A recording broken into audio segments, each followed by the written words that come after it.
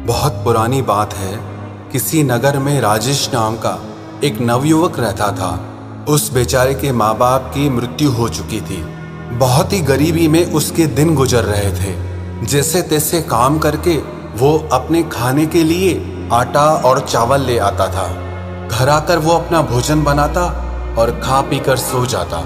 उसकी जिंदगी ऐसे ही संघर्षों से गुजर रही थी।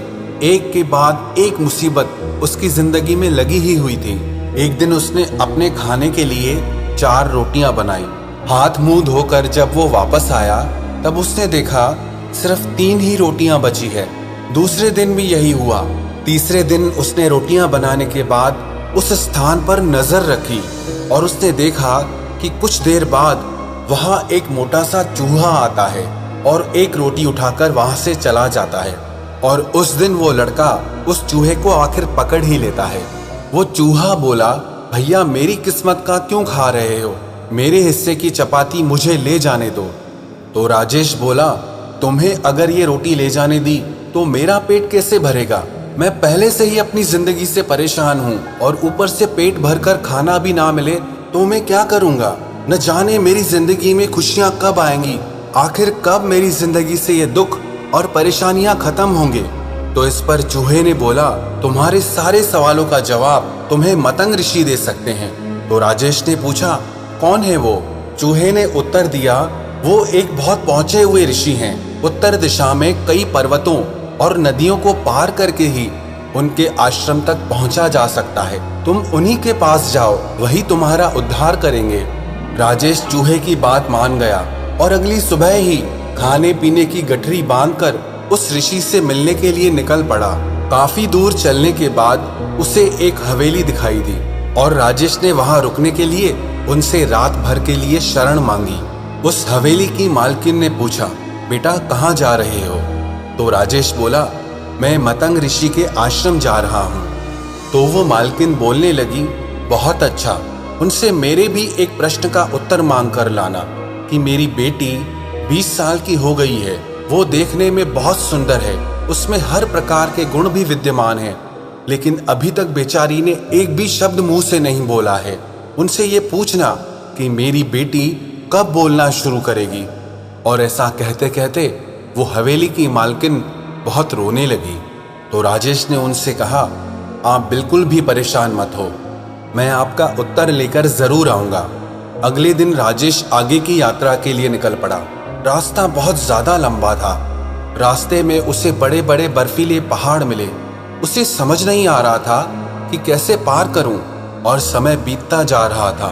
तभी उसे मार्ग में एक तांत्रिक दिखाई दिया जो वहां पर बैठकर तपस्या कर रहा था। राजेश तांत्रिक के पास गया और उनसे बोला कि मुझे मतंग ऋषि के दर्शन के लिए जाना है और ये रास्ता तो बहुत परेशानी वाला लग रहा है, मैं आगे कैसे जाऊं? तो उस तांत्रिक ने कहा, मैं तुम्हारा सफर आसान बना दूंगा, पर तुम्हें मेरे एक प्रश्न का उत्तर लाना होगा। तो राजेश उनसे कहने लगा, अगर आप मुझे वहां पहुंचा सकते हैं तो आप खुद वहां क्यों नहीं चले जाते? तो वो तांत्रिक कहने लगा कि अगर मैंने इस स्थान को छोड़ा तो मेरी तपस्या भंग हो जाएगी। तो राजेश ने उनसे कहा, आप मुझे अपना प्रश्न बताएं, मैं आपका उत्तर जरूर लेकर आऊंगा। तो वो तांत्रिक कहने लगा, उन ऋषि से पूछना कि मेरी तपस्या कब सफल होगी, मुझे आत्मज्ञान कब प्राप्त होगा। इसके बाद तांत्रिक ने अपनी तांत्रिक विद्या से उस लड़के को पहाड़ पार करा दिया।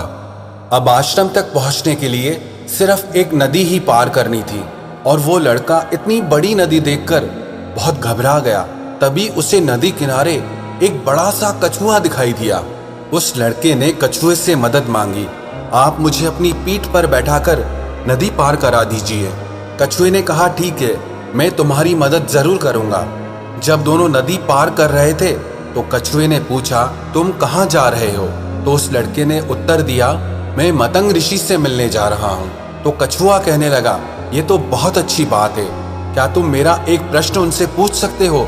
तो राजेश ने बोला, हाँ, मैं उनसे आपके प्रश्न का उत्तर जरूर लेकर आऊंगा। तो वो कछुआ कहने लगा, मैं एक असाधारण कछुआ हूँ जो समय आने पर ड्रैगन बन सकता है। मैं 500 सालों से इसी नदी में हूँ और ड्रैगन बनने की कोशिश कर रहा हूँ। लेकिन मैं कब ड्रैगन बनूंगा, इस प्रश्न का उत्तर तुम उनसे पूछ कर आना। नदी पार करके कुछ दूर जाने पर मतंग ऋषि का आश्रम दिखाई देने लगा। आश्रम में प्रवेश करने पर शिष्यों ने उस लड़के का बहुत स्वागत किया। संध्या समय पे उस ऋषि ने राजेश को अपने दर्शन दिए और उनसे बोलने लगे, हे पुत्र, मैं तुम्हारे किसी भी 3 प्रश्नों का उत्तर दे सकता हूँ, तुम अपना प्रश्न पूछो। वो बहुत सोच में पड़ गया कि वो अपना प्रश्न पूछे या उसकी मदद करने वाली मालकिन, तांत्रिक और कछुए का प्रश्न पूछे। वो अपना प्रश्न पूछना चाहता था, पर उसने सोचा कि उसे मुसीबत में मदद करने वाले लोगों का उपकार नहीं भूलना चाहिए। उसे ये नहीं भूलना चाहिए कि उसने उन लोगों से उनके प्रश्न का उत्तर लाने का वादा किया है। उसी पल उसने निश्चय किया कि वो खूब मेहनत करेगा और अपनी जिंदगी को बदल देगा। लेकिन इस समय पर उन 3 लोगों की जिंदगी में बदलाव लाना बहुत जरूरी है। और यही सोचते सोचते उसने ऋषि से पूछा, हवेली की मालकिन की बेटी कब बोलना शुरू करेगी? तो ऋषि ने जवाब दिया, जैसे ही उसका विवाह होगा वो बोलना शुरू कर देगी। फिर उसने दूसरा प्रश्न किया कि तांत्रिक को मोक्ष कब प्राप्त होगा, आत्मज्ञान कब प्राप्त होगा? तो ऋषि उत्तर देने लगे, जब वो तांत्रिक अपने तंत्र से प्राप्त की हुई सारी शक्तियां, सारी सिद्धियां किसी और को दे देगा तो उसी क्षण उसे आत्मज्ञान की प्राप्ति हो जाएगी, मोक्ष की प्राप्ति हो जाएगी। फिर उसने प्रश्न किया कि वो कछुआ ड्रैगन कब बनेगा? तो ऋषि ने उत्तर दिया, जिस दिन उसने अपना कवच उतार दिया वो उसी वक्त ड्रैगन बन जाएगा। वो लड़का ऋषि से उत्तर जानकर बहुत खुश हुआ और अगली सुबह वो उन ऋषि का धन्यवाद देकर के वहां से निकल गया। वापस रास्ते में कछुआ मिला। उसने उस लड़के को नदी पार करा दी और अपने प्रश्न के बारे में पूछा। तब राजेश ने कछुए से कहा, अगर तुम अपना कवच उतार दो तो तुम इसी समय ड्रैगन बन जाओगे। जब उस कछुए ने ये उत्तर सुना तो वो बहुत खुश हो गया और कछुए ने जैसे ही कवच उतारा उसमें से ढेरों मोती झड़ने लगे। कछुए ने वो सारे मोती राजेश को दे दिए और कुछ ही पलों में वो ड्रैगन में बदल गया। वो बहुत खुश था। उसने फौरन उस लड़के को अपने ऊपर बिठाया और सारी बर्फीली पहाड़ियां पार करा दी। थोड़ा आगे जाने पर उसे तांत्रिक मिला। राजेश ने तांत्रिक को ऋषि की सारी बात बता दी कि जब आप अपनी तांत्रिक विद्या, अपनी शक्तियां किसी और को दे देंगे तो आपको उसी क्षण मोक्ष की प्राप्ति हो जाएगी, आत्मज्ञान की प्राप्ति हो जाएगी। तो वो तांत्रिक बोला, अब मैं कहाँ किसे ढूंढने जाऊंगा? ऐसा करो, तुम ही मेरी विद्या ले लो। और ऐसा कहते ही उस तांत्रिक ने अपनी सारी शक्तियां उस लड़के को दे दी और अगले ही क्षण उसे मोक्ष की प्राप्ति हो गई। राजेश वहां से आगे बढ़ा और तांत्रिक से मिली शक्तियों के दम पर वो क्षण भर में ही हवेली पर पहुंच गया।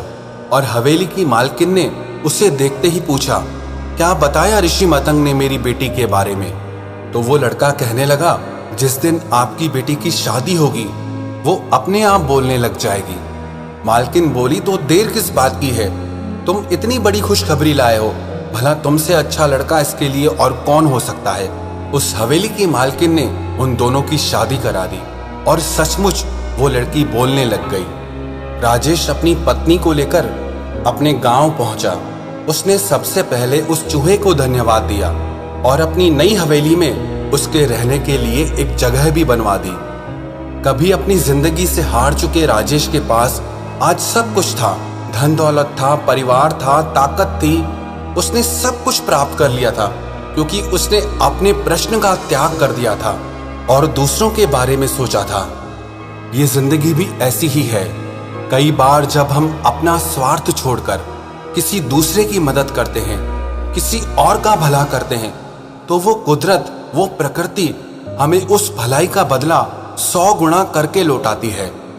हम चाहे माने या ना माने इस बात को, लेकिन जो भी हम कर्म करते हैं, अच्छा या बुरा, सही या गलत, उन कर्मों का फल हमें जरूर मिलता है। अगर आपने किसी के साथ भलाई की है, अच्छाई की है, तो विश्वास रखना उस भलाई का फल, उस अच्छाई का फल एक दिन आपको जरूर मिलेगा।